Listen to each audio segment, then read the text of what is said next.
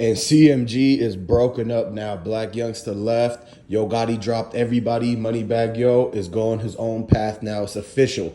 Hey, subscribe to the channel, like this video, and comment down below. Let me know, are you a fan of Young Dolph, Big Scar, Gucci Man? Let me know who you're a fan of. Drop it down in the comment section. Let's get this thing started, man. So it's over for CMG. It looks like it's about time. It's officially done, man.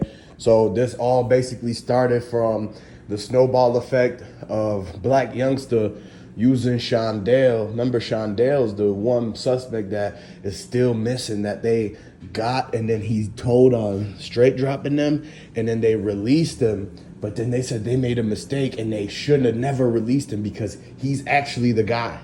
And so what happened with that situation is that Blac Youngsta, since he's his right-hand man is Shondell. If you remember when Blac Youngsta pulled up on IG Live to Grove Ridge or try to find Dolph or whatever, it was Shondell in the back of that video. And Shondell's in the back of a lot of his music videos, especially he's in every single one of the diss ones. So you know he's related, he part of the members, you know what I mean? He's part of the team of steppers. So what y'all gotta understand is that Blac Youngsta used Shondell, and Shondell told on Big Jook. Blac Youngsta told Shondell, yeah, you got to tell on Big Jook because that's the only way that they're going to take the heat off of me. And so when Blac Youngsta told Shondell that, it was because he already knew it was either going to be where Yo Gotti and them make it to where Blac Youngsta and Shondell are the ones who end up taking the fall for everything that happened to Dolph. And so what Blac Youngsta did is he tried to beat them to it and said, hey, Shondell, you gonna get caught anyways. So why don't you just walk up in that interrogation room and you tell him Big Jook did everything? And so that's exactly what he did. He told him straight drop, Big Jook, all of that, right? That's how they started this whole case. That's why they started going out, getting straight drop, get Cornelius. They didn't even know who Cornelius was until they're like, wait, there's a guy named Cornelius? And the name, they got that from Shondell. He spelled it and wrote it out in cursive for them so that they knew exactly who he was. Otherwise, you know, anybody named Cornelius in the hood is definitely not using their real name. They are absolutely the first person to get a nickname, some type of alias or whatever, right? They probably called him C or Cornball. So Cornelius, AKA Cornball, that's who they ratted on. Basically, Blac Youngsta got Shondell to rat on them, and then he also told him Big Jook paid all of them. And when they did that, they're like, okay, let's get straight drop at Shondell. And they were like, let's put it on pending. Let's wait further down the road to get Big Jook, because by then it's going to be so much pressure applied. There's going to be so much people already telling from when the Fed swept and they picked up the 300 people. Yeah, man, they picked up a lot of people who was telling, and so that's how they figured out what was true and what was not true, because they were cross-referencing the statements from the 300 people that got picked up in the Fed sweep last year in Memphis, and they running that and comparing it against Shondell's statements, his allegations towards what happened with CMG and Dolph. And so basically what that did was it opened up a whole wormhole to where once they got Big Jook in, it's like they already had somebody rat out everything Big Jook did. So they're really trying to see if Big Jook is going to change the story. But he actually said, when they asked him the questions, he talked, and the story he said matched up exactly with what Shondell snitched on him for. And so that's why they actually went and swooped and picked up Big Jook and tried to actually like pin it on him as the ringleader. And so, but then again, it's the age of telling. It's the age of tattletale. So what happened is that Big Jook ended up trying to say a whole nother story so he could push off the blame onto somebody else. You know, he's like, oh, I'm not really the main guy. You know, Gotti, that's the main guy, my brother. And so that's when they started turning against each other. So now CMG is basically on the verge of splitting up, allegedly. And it's due to the fact that Blac Youngsta already ran off. Like, he hasn't been with CMG in a minute. The last time we seen him with CMG was when they were filming the video of them in the camo suits, and that was like another diss almost.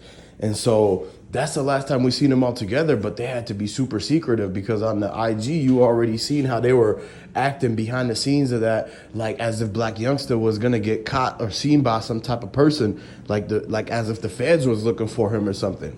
And then you already know Moneybagg Yo started doing shows on his own. He really hasn't been, he didn't do nothing really with Gotti. He might have featured with a couple of the artists Gotti signed after that. But as you can see now, Moneybagg Yo, he's on tour with Future. He's not doing no more CMG shows. He's doing his own bookings. Is because he can't afford to be wrapped up back into the CMG loop, because it's like if somebody comes and tries to snatch his chain or even try to get his ring or his buffs or his glasses or something, they're gonna mess around and break into his backstage and try to get the whole icebox case. And that's like where he has $1 million worth of jewelry. So you already know Moneybagg Yo kind of parted ways and made it so that he's not getting mixed up and connected and targeted because of what CMG did or because of what Blac Youngsta did or what Big Youbg did and all them guys like Lil Migo and everything. He's directly connected because he's right there with Moneybagg Yo. Like Moneybagg Yo is Moneybagg Yo, his boss is Yo Gotti. So he's connected with CMG whether he likes it or not. His boss is the one that everybody is claiming is the head of CMG. And so if you really look at it, Moneybagg Yo been trying to dip and dodge and try to find his way to finesse out the situation and not have to be tied up and clicked up with them. So that's why he started doing shows on his own. And then again, it's like there's still a lot of people, there's still ways that he gets connected, like the Big 30 situation with Gucci Mane and Big Scar. And the fact that Moneybagg Yo's Bentley was already spotted at Makita's. So what did they do to the Bentley? Allegedly, they sold the Bentley for $500,000 basically.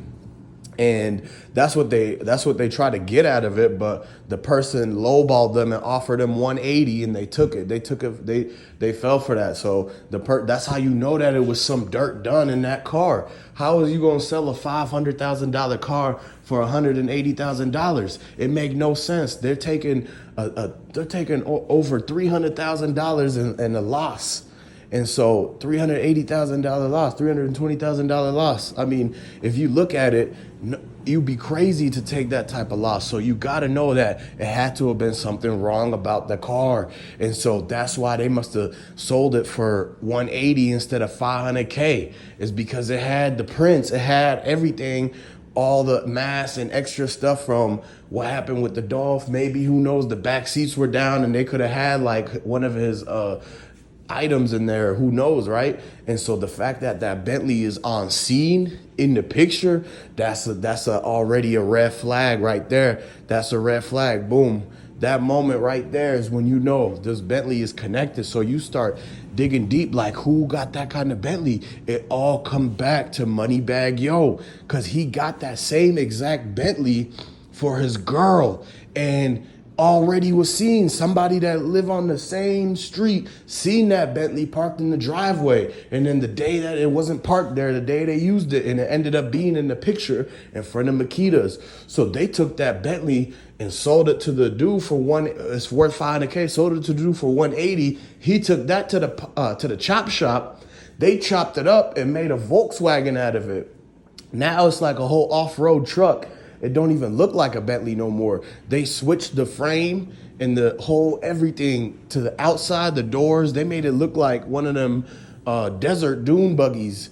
And so now they turned the Bentley into a dune buggy through the chop shop and literally had the dude change everything on it. And so that's how you know that they was trying to basically disguise and hide the fact that the Bentley's connected. Because if you trace the Bentley down, you're going to trace it back to Moneybagg Yo, and it's eventually going to come all the way full circle back to CMG. It's like, what were they doing for them to be at that exact moment while everything is going down right there at the Makita's Cookies during the whole Young Dolph situation? And if they're in the picture at that moment, that means they were actually in the whole area waiting. They was there down the street, around the corner, right across MPD waiting. And so it's like almost as if they knew this was going to happen. You don't just be magically riding in your Bentley when your main op is getting hit up right there at the cookie shop. There's no way that it's a coincidence. They had to have been there to confirm, to watch what happened, allegedly now. And so based off of all that, man, y'all got to subscribe to the channel, like this video, and comment down below. Let me know if you a fan of Young Dolph. And I'm going to catch you on the next big breaking news video. I'm going to see you there, bro.